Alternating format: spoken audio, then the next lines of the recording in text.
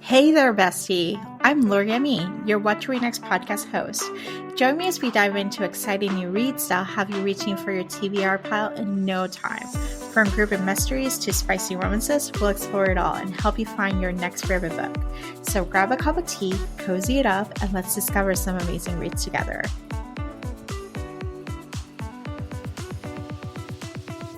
Hello, everyone. I am so excited to be back. It is summertime, which here in Tampa, it's hot as hell. It's in the 90s and 80s. It's been humid. So essentially, if you walk like a couple blocks, you'll be dead, just like soaked in sweat. Not exciting. So I've been sitting in the air conditioning, just enjoying my time.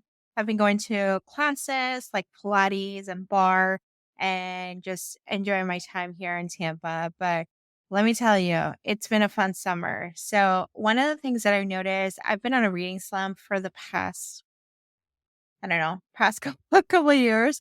Oh, I'm off the reading slump. And then I come back and I'm like, oh, I'm back on the reading slump. And so I think I've just come to accept it that my reading life looks very differently than what it looked like 8 years ago, where it was like I was just consuming all the books. 8 years ago, 2016, around this time of the year, actually, I discovered BookTube and I was like, oh my gosh, there's all these books I got to read. And I had a job where I basically did nothing. Like I was sitting here in a cubicle and I did not want to go on Facebook. I didn't want to go log into Facebook and try to look at what other people's best life was possible.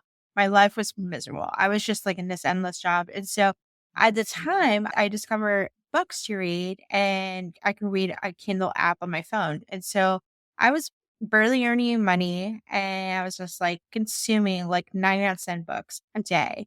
I was just like finishing a book, consuming them, moving on, consuming them, consuming them, consuming them. I think at the time I was still using the public library and I was getting physical books. So I would go to the library, which was like about like 5 blocks away from my job, and I'll just request books, pick them up, and read them. At the time, I read a lot of YA. I started reading some new adults, and I was reading Throne of Glass when it was coming up, and A Court of Thorns and Roses. So that tells you like where I was reading. And I've always been seeking that high of that 2016 high where I was like, I read 275 books in 7 months. That high doesn't come back. It's not coming back. And I think I've just come to accept it that my reading life looks a little bit different. My life looks very different. So in 2016, I was in a job that I hated. In 2024, I'm in a job that I enjoy. I have a podcast that I love. I have friends that I get to hang out. I have interests, like I have disposable income to go to Pilates and go to bar. And I have also I've healed so much of like my trauma and I've come to accept my anxiety as just is. And I don't and there are coping mechanisms that I have to take care of it on a daily basis, like meditation, journaling, and just connecting with myself. And so I think it's some ways is taking reading, my hyperfixation with reading from a hyperfixation to just something that I do. So even though I've been reading for almost 1800 days straight on my Kindle app, that's what it tells me. Reality is that I've been reading a little bit of everything. I've been reading magazines, I've been reading like some arcs, I've been starting a lot of books, but I'm not finishing a lot of books. And so my reading life looks a little bit different. But one of the things that I've discovered this year is that audiobooks actually are helping me soothe my anxiety. I struggle with insomnia. And so audiobooks have been able to kind of like help me sleep train going back to sleep. And so I am kind of grateful. And I have access to lots of public libraries, more to come. And so one of the things I've been doing is just listening to books for a couple hours as opposed to what I normally would have spent reading on the book. I'm not stressed about like, oh my gosh, I have to finish this book. I have to finish this book. I'm not checking the percentage. I'm not checking the tiring eyes. I'm just soothing my way, just listening to a book. So these books are actually, I am very grateful. I have access to Penguin Random House audio platform, and these books were gifted for me for free for review purpose. The opinions are my own, but I recommend all 5 of the books. So it's a very exciting time. So we are going to chat about 5 new May, June releases that I really loved, that I listened and loved, and I want you to pick them up. All right, let's get to the recommendations. The first one is Collide by Bal Cabra. This is a popular KU book that came out late last year, early this year, and it was like in the top 100 for weeks on it. And Berkeley, one of the publishers, picked it up for publication. And one of the things that happened when they picked it up, for some of the big publishers pick it up, is that they are able to produce the audiobooks. The audiobooks are more expensive to produce. So I was very excited because it was like my KU. So I returned it quickly to my KU, freed up that space, and I was like, I am going to listen to this book. So I'm very excited to tell you that the book is delightful. Audiobook is just the perfect companion to like errands and stuff like that. It's funny. This is a hockey romance where the heroine wants to be a sports psychologist and she has a big project, but she has to work with sports, and her professor tells her she has to work with hockey. And from the beginning, we learn that the heroine does not like hockey. She cannot stand any hockey players. She doesn't want to deal with any hockey players. And so we're trying to uncover why this hockey situation, because it's like there's like a big secret. And so, but her project is to work with a hockey player. The hero is a captain of the team, and the team got in trouble for some partying and some pranks. And so the hero takes accountability for the whole team. And the coach tells him, you can't just deal with this. You have to do this project. And the captain sucks it up and just like, okay, we're going to do this. And they're like, they have disastrous meet cute. They're trying to, he's like, he puts foot in the mouth and she doesn't like it. And all these different things, and they really don't like each other, but they realize they have to come together. This is a reverse Grumpy Sunshine. So she's grumpy, he's sunshine, he's a golden retriever hero. He does falls first. And there's a touch of forbidden because they're not supposed to like each other, but they really do. It's a little bit too long, but it's just like a good companion. I enjoyed it. I listened to it. I think one night of insomnia. It was delightful. It kept me entertained for the whole night.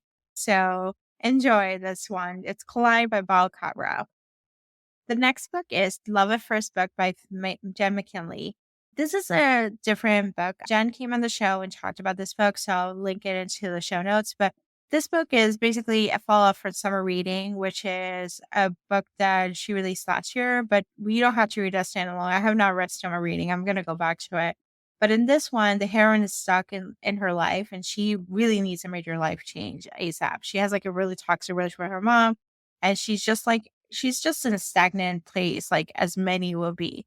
And so a chance encounter, like a chance letter to her favorite author, leads her to move to Ireland for a year to help this author finish a series. In the story, the author has a son. He's grumpy. He's not happy about this. He's not happy that his mom is working on this project, and he's like really making her life impossible.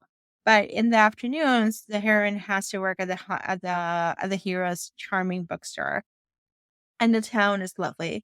So it's this small town. Imagine you're going to Ireland, just kind of like a little break, and you just like enjoy this place. There are trigger warnings for cancer and death of a loved one. It is a little bit sad at the end, but it's lovely. It's a very Hallmark, fun rom com. Like, not fun, like a Hallmark heartwarming rom com, I would say.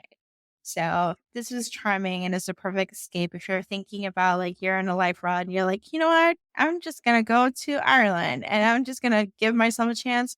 This book is for you.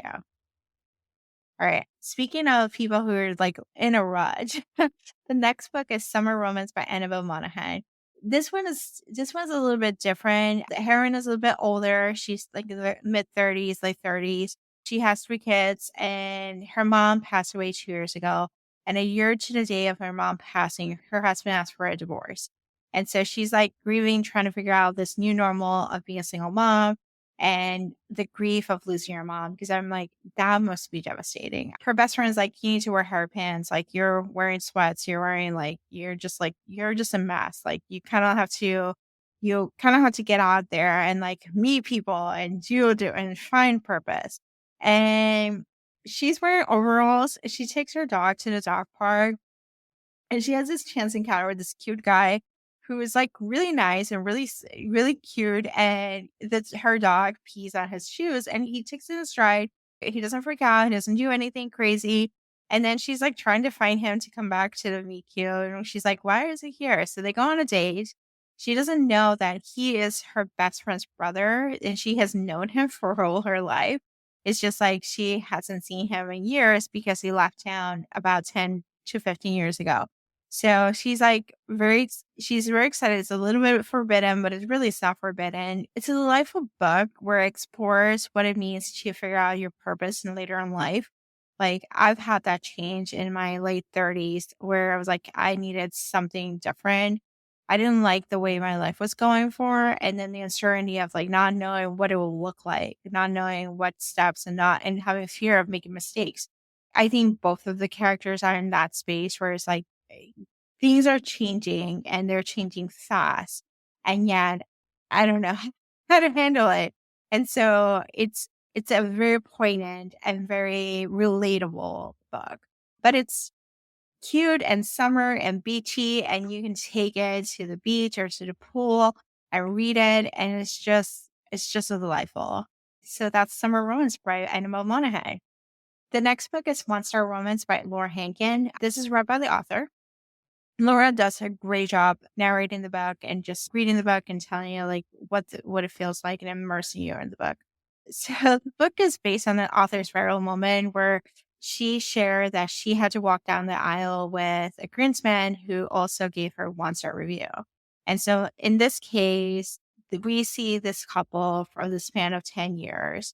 Their first meet cute when their best friends are about to get engaged, and the heroine doesn't like the husband of her best friend who's gonna get engaged, like the guy who's the fiance who she's gonna get engaged. She doesn't like him. And she writes this book about him, like a loose image about this book, about this like, torn friendship. Because I think in some ways, and this is very like relatable, at least for me, my friendships are more important than my relationships because I haven't had a relationship in a long time, but I have really long-term friendships and my friendships are just as I'm invested in them.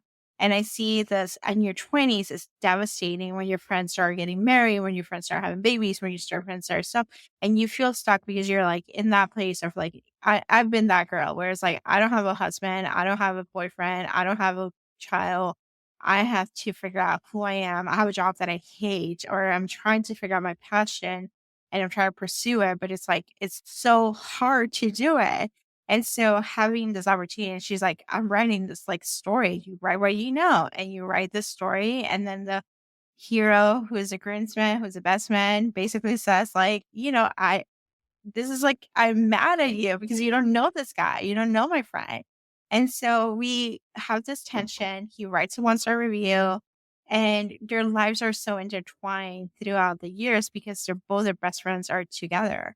And so we see them in different parts of it. We see them like every other year connecting and having this explosive relationship. It's like sparkles.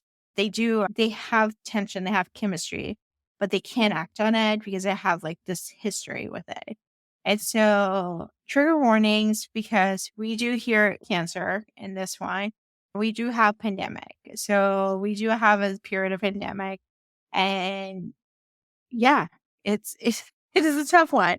It is a tough one to read. It's a very like as someone who has experienced like friendship breakups and friendship places, it's just this exploration of friendships is just as important as the romance. And I think in some ways it gives you a full picture of who you are.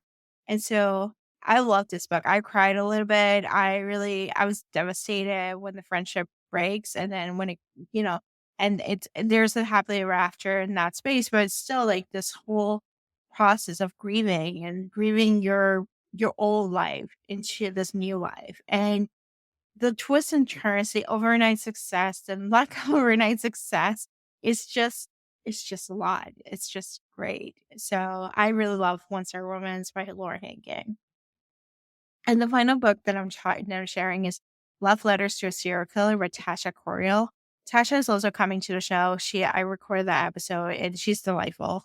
But in this book, is essentially it's a millennial book like from the book cover, which looks like a burn book, to the reference of jobs that we hate. As I mentioned earlier in this episode, I was in a job that I hated. I was in a job that I was bored. I was in a job that I was quite quitting. I was in a job that I was like basically like reading on my phone all day, and then just did like 1 hour of work and then just like move on. Um, this is part of it. This is the first part is like that place of like you're not sure what you want to do. You're not sure who you want to be. You're not sure what's worth it. And you've been sold this bill of goods that your job is your identity. Your job is who you are. Your job is like, what do you do? And it's like, but I don't want to identify with any of this stuff. And so you discover online communities. In this case, our heroine basically discovers an online community around the serial killer that was happening recently at that time. She gets fired from her job. She loses everything. And she's like, you know what? I'm just gonna go down to the courtroom. And it's, I have to tell you, as someone who now watches courtroom YouTube videos, live courtroom, I get it. I get that. I get that sense of like, I might as well like enjoy like it's fascinating.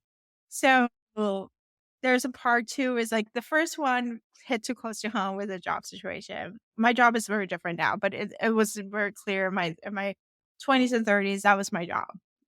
And then the part two is a courtroom drama, and it drags a little bit too long. I wish it was like shorter, but it adds richness to the story.